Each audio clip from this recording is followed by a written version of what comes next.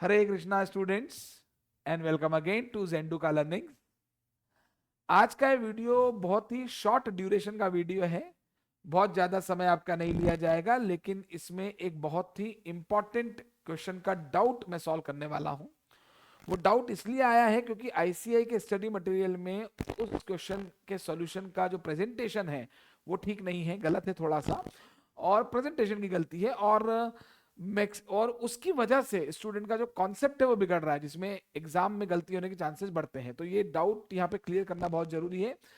अक्सर स्टूडेंट्स को आता भी है डाउट ये, और कई स्टूडेंट्स ने मुझसे पूछा भी है। अब ध्यान दें, ये सिंपल सा एक क्वेश्चन है, देखिए बड़ा इलस्ट्रेशन 7 है ब्रांच अकाउंटिंग का और हमारे स्टडी मटेरियल का है। ये डिपेंडेंट ब्रांच का क्वेश्चन है और इसमें पूछा है कि prepare branch account in head office books.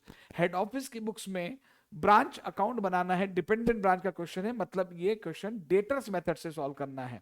ठीक है, और डेटर्स मेथड से जब भी ब्रांच अकाउंट बनता है तो ये ध्यान दें बहुत ही सिंपल सी बात होती है। उसका एक फॉर्मेट है जो कि क्लास में डिस्कस किया गया है कि ब्रांच की सारी असेट्स और सारी लाइबिलिटीज के ओपनिंग और क्लोजिंग बैलेंसेस को अप्रोप्रिएट साइड आपको लिख देना है ब्रांच अकाउंट में। जैसे एसेट का डेबिट बैलेंस है, opening to balance brought down, closing by balance carried down, liabilities का by balance brought down, closing to balance carried down. तो ब्रांच के एसेट एंड लाइबिलिटीज का ओपनिंग क्लोजिंग बैलेंसेस को जो भी अप्रोप्रिएट साइड असेट्स और liabilities के balances को आपको इस अकाउंट में लिख देना है। और ब्रांच का किसी भी थर्ड पार्टी से कोई ट्रांजेक्शन होता है, एचओ और ब्रांच के बीच में ट्रांजेक्शन हुए या एचओ ने ब्रांच के लिए ट्रांजेक्शन किए तो रिकॉर्ड होते हैं।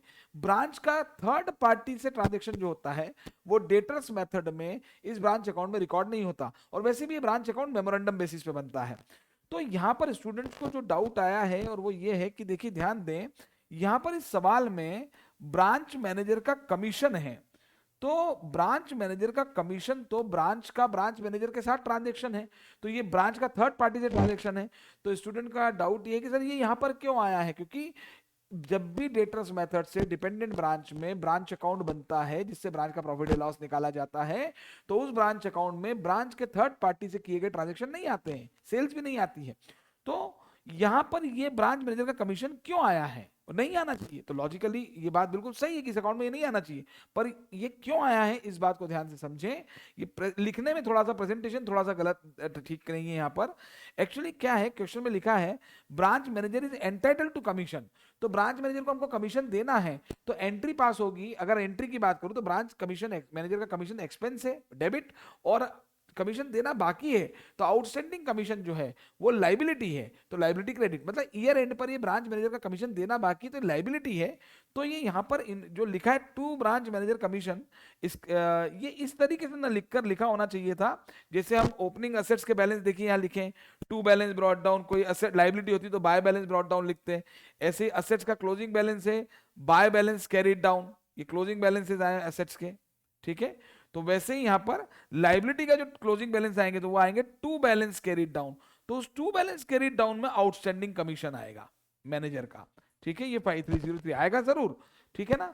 तो स्टूडेंट्स का डाउट यही था कि सर जब हम ब्रांच अकाउंट बनाते हैं और डेटर्स मेथड में हम ब्रांच के थर्ड पार्टी के ट्रांजेक्शन रिकॉर्ड नहीं करते तो ये नहीं आना चाहिए। तो ब्रांच मैनेजर का कमीशन आउटस्टैंडिंग है, इस वजह से यहां पर वो आएगा। ठीक है, इसका मतलब ये कि अगर वो पेड हो जाता तो डेफिनेटली नहीं आता यहां पर। ठीक है, तो इस बात को ध्यान रखें, इट्स वेरी वेरी इंपॉर्टेंट। और एक और छोटा सा डाउट है, लेकिन क्योंकि यहाँ तो ये डिपेंडेंट ब्रांच के साथ ही क्वेश्चन दिया है, स्टूडेंट्स को ये डाउट भी आता है कि सर ये कहाँ लिखा है कि ये डिपेंडेंट ब्रांच है, कैसे पता चलेगा। तो ये इंडिपेंडेंट ब्रांच नहीं है, बिल्कुल क्लियर है इस क्वेश्चन में, क्योंकि एचओ की बुक्स पूरी दे रखी, ब्रांच की बुक्स के बैलेंस दे रखे। इंडिपेंडेंट ब्रांच का क्वेश्चन होता तो एचओ की बुक्स में ब्रांच अकाउंट होता, ब्रांच की बुक्स में एचओ अकाउंट का बैलेंस दिया होता। तो वो लेना देना डेटर क्रेडिटर वाला अकाउंट यहाँ नहीं है, तो इसलिए इंडिपेंडेंट ब्रांच का क्वेश्चन नहीं है, और ये डिपेंडेंट ब्रांच का क्वेश्चन है। और इसमें भी जो ब्रांच अकाउंट पूछा है in the books of head office, मतलब ही वो है कि वो इंडिपेंडेंट ब्रांच वाला ब्रांच अकाउंट नहीं है, वो डेटर्स मेथड वाला ब्रांच अकाउंट है।